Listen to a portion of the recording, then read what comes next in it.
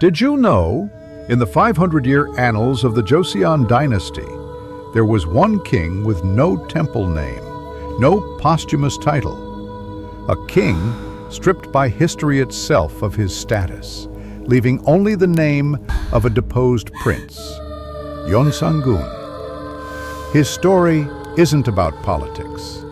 It is a story carved in blood and madness, a descent into a darkness so profound it consumed an entire nation.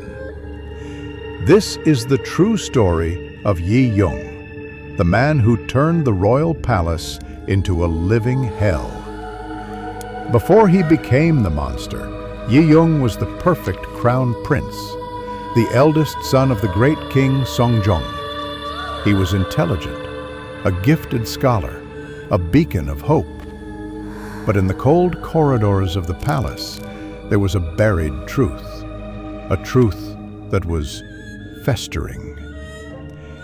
Yi Young grew up without knowing his mother's face. The woman he called Royal Mother was merely one of his father's consorts. His real mother, Deposed Queen Yoon, was a forbidden name. Deposed Queen Yoon was once the most favored, but she was also violently jealous. In a desperate, jealous confrontation, her fingernail grazed the king's face, a thin, red line. In the rigid world of Joseon, this wasn't just an insult, it was treason. Rival factions, led by Yi Young's own grandmother, Grand Queen Dowager Insu, seized the moment. They accused her of attempted regicide. In 1479, she was dethroned and exiled. 3 years later, when Yi Young was only 6, a royal envoy arrived, carrying a small lacquered bowl. Inside was poison. Deposed Queen Yoon died in bitter disgrace. King Songjong, terrified of this truth, issued an edict. Anyone who dares speak of Deposed Queen Yoon will be put to death. Yi Young was raised on a lie, but the past never stays buried. When King Songjong died, the 18-year-old Yi Young ascended the throne. He ruled normally, until the day. Legend says an official, Im Sa-hong, decided to enlighten the king. He presented Yeonsangun with a small, folded silk jeogori blouse. It was faded and stained with brittle dark brown spots. It was Queen Yoon's blood, coughed up as the poison ravaged her body. Imagine that moment, the young king staring at the physical proof of the mother he couldn't remember, her agonizing death. The pain, the confusion, quickly twisted into something else, something cold and hollow. The truth did not set Yeonsangun free. It was a toxin. It didn't just break him, it corrupted him. The scholar king Yi Young died in that room, and the thing that was born was something else entirely. Yeonsangun's revenge was not immediate, it simmered. It began with the first Literati Purge, a brutal act. But that was just the prelude. The true wrath was the Kapcha Sahwa. This was not politics. This was a clinical dissection of the court. Yeonsangun reopened his mother's case. He hunted everyone. Elderly, retired officials were dragged from their homes.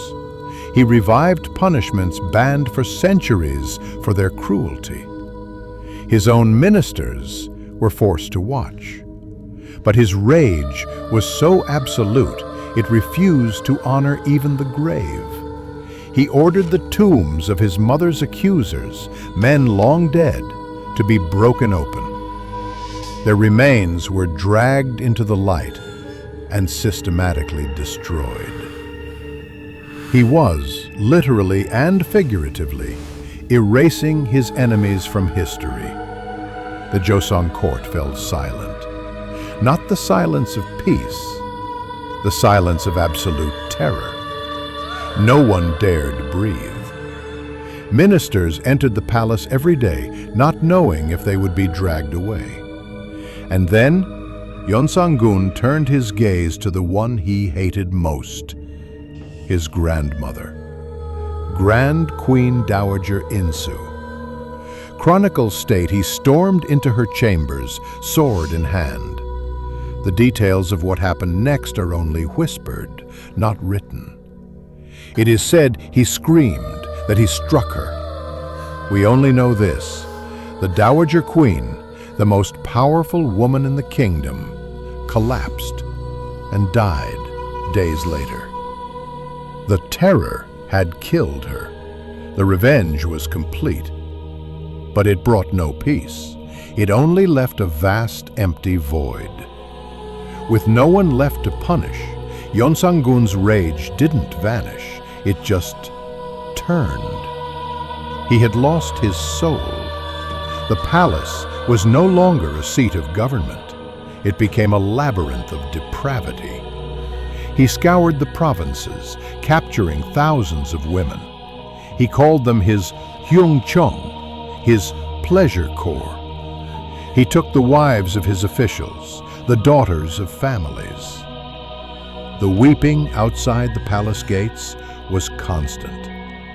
He took the Sungkyungkwan, the most hallowed hall of learning, a sacred Confucian site, and turned it into his personal banquet hall and stable. This choice he forced the nation's greatest scholars to kneel and pour his wine, while their holy halls were defiled. His cruelty became paranoid. When the people wrote posters in Hangul criticizing his debauchery, he didn't just punish the writers. He banned the entire alphabet. He ordered all Hangul books to be burned. He created a new crime: careless words. A whisper in the marketplace could make your entire family disappear. Yeonsangun no longer ruled by authority. He ruled by silence. The silence of a library after all the books are burned. The silence of a village after the pleasure corps had passed through. The silence of a court where every minister stared at the floor, praying not to be noticed. That was Yeonsangun's world, a cold, mute hell of his own making. And then the silence broke.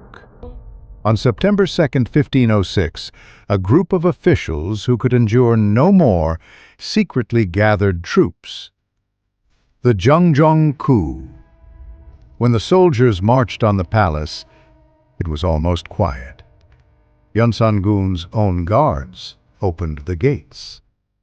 The tyrant who ruled by fear realized no one was left who was willing to protect him. They did not give him the dignity of a king's death. They simply erased him, stripped him of his title, his name, his crown. He was no longer king. He was just Yeonsangun, a nobody. He was exiled to Ganghwa Island. The monster who held a nation hostage died alone in a small, damp room just weeks later. Some say of dysentery. Others say his body simply gave out when his rage had nothing left to consume. History remembers the monster, but the true horror of Yeonsangun is the story of the man. It is a terrifying warning that the deepest wounds are not from swords, but from secrets, and that a soul once truly broken can become a darkness big enough to swallow the world.